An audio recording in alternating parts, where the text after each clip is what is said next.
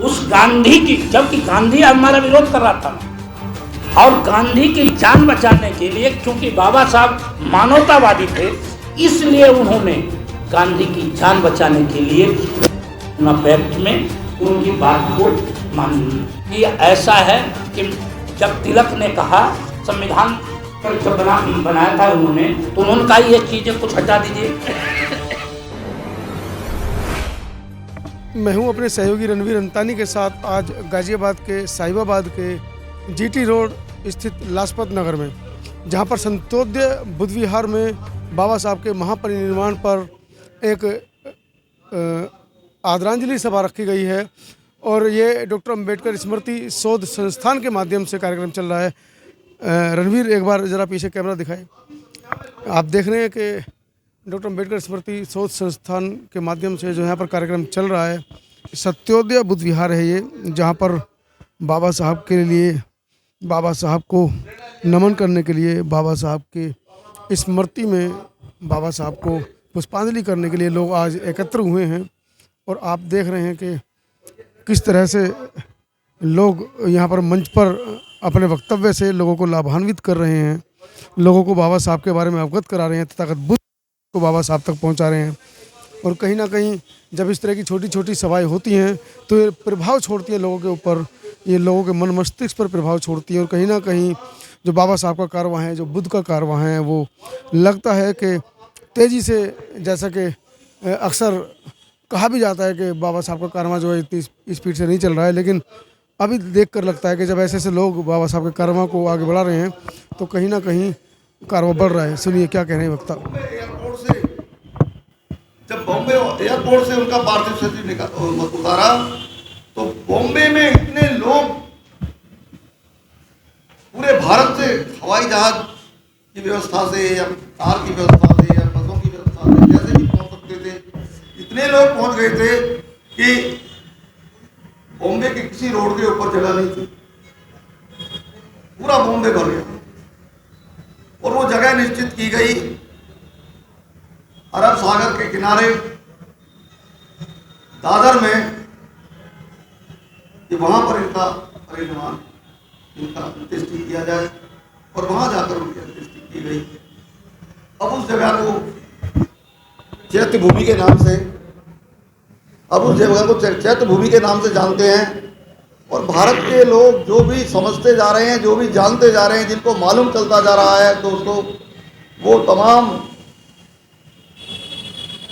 बाबा साहब की समाधि पर जब बॉम्बे जाते हैं, स्पेशली जाते हैं, उनकी समाधि को नमन करने जाते हैं और ऐसी ऊर्जा लेकर आते हैं, ऐसी ताकत उनको मिलती है कि वो सामाजिक कार्यों में, घर के कार्यों में, पढ़ाई के कार्यों में, तमाम कार्यों में लग जाते हैं। इतनी ऊर्जा उनको मिलती है वहाँ से। और भारत के लोग नहीं, विदेशों से लोग, क्योंकि बाबा साहब ने London economics, college of economics से DSc की डिग्री प्राप्त की, कोलंबिया यूनिवर्सिटी में पढ़े, तमाम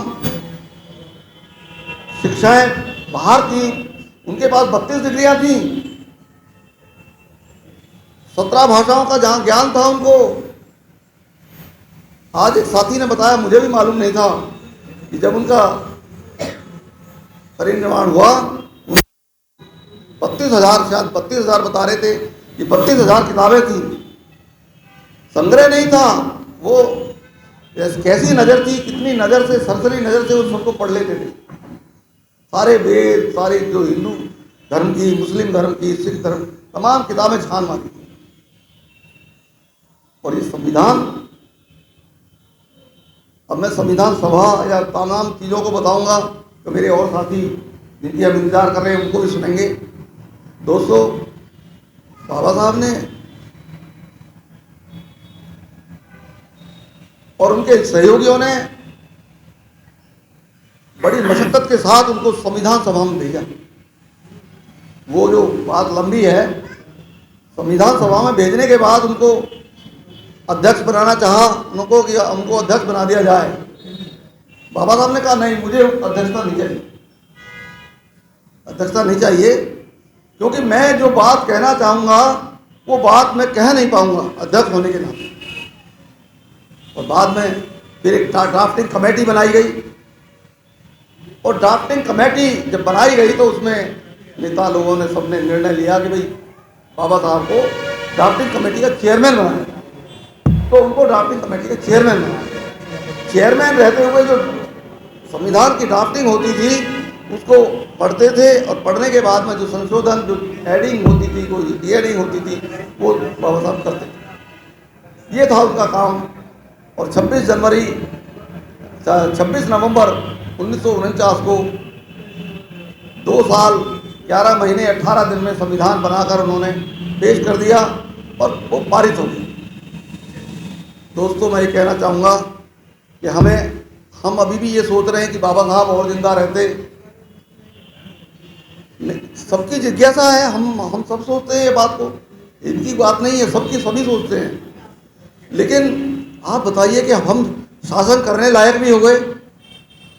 अभी तो वोट का अधिकार हमको छीना ही नहीं है, और इतनी पार्टियां बन रही हैं, इसका मतलब यही है कि हम शासन करने के लिए तैयार हैं।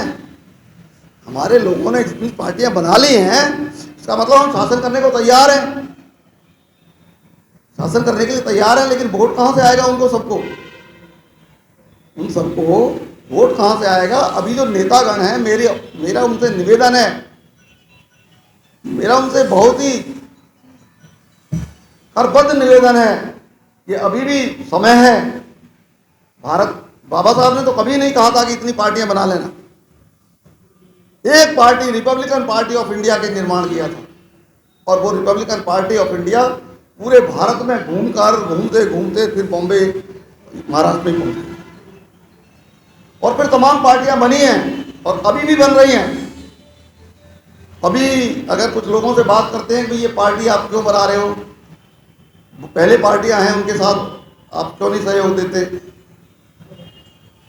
कभी पार्टी क्योंकि बीजेपी को हराना है इसलिए बनाई है हमने पार्टी। जब उसका ग्राउंड होता है समाजवादी लोकतंत्र, टोटल प्रियम्बल का वो शपथ खाता है,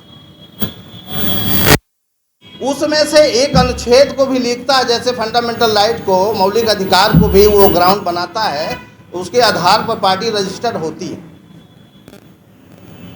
और वो शपथ भी खाता है, उसके साथ साथ शपथ लगा करके भी देता है कि हम जब पार्टी हमारी आएगी, हम लोग जीतेंगे तो इस बेस पर काम करेंगे। और जीतने के बाद वो सोशलिस्ट शब्द को अमेंडमेंट कर रहा है, तो इसका मतलब अपने शपथ पत्र का उल्लंघन किया, अपराध किया। जिसके सामने वो शपथ खाया उसको उसके खिलाफ कार्रवाई करनी चाहिए। शपथ के लिए आईपीसी की धारा 181 में ये कहा गया है कि जो शपथ खिला रहा है, जो शपथ खा रहा है, दोनों के लिए पढ़िएगा, उसको 3 साल की सजा है। अगर चुनाव आयोग भाजपा पार्टी के खिलाफ नहीं जाता है तो चुनाव आयोग दंडाधिकारी होगा। दंड खाने का अधिकारी चुनाव आयोग को होना चाहिए, जैसी भाषा लिखी गई।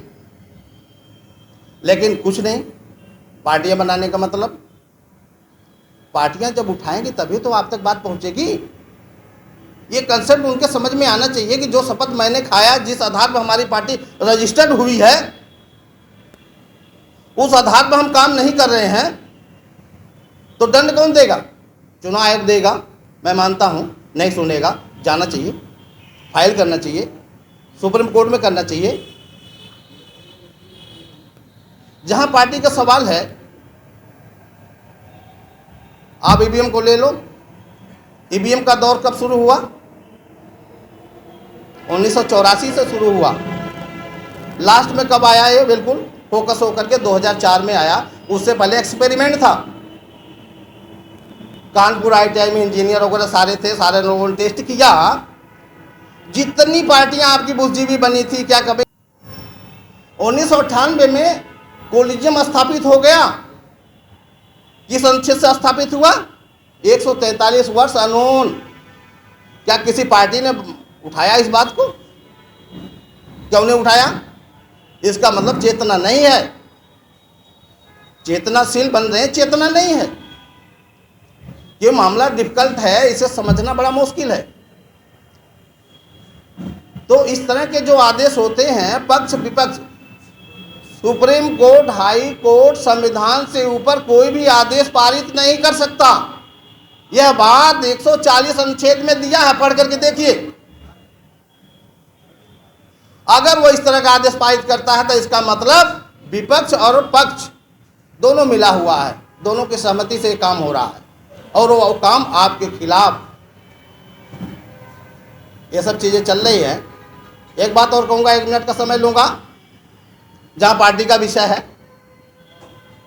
भाजपा का 45 पार्टियों का संगठन है और हमारे जितने भी अतिथिगण हैं उनको सम्मान करते हुए और जो हमारे साथीगण हैं उनको भी, आज 6 दिसंबर 1956 में हमारे बाबा भीमराव अम्बेडकर जी का परिनिर्वाण दिवस हो गया।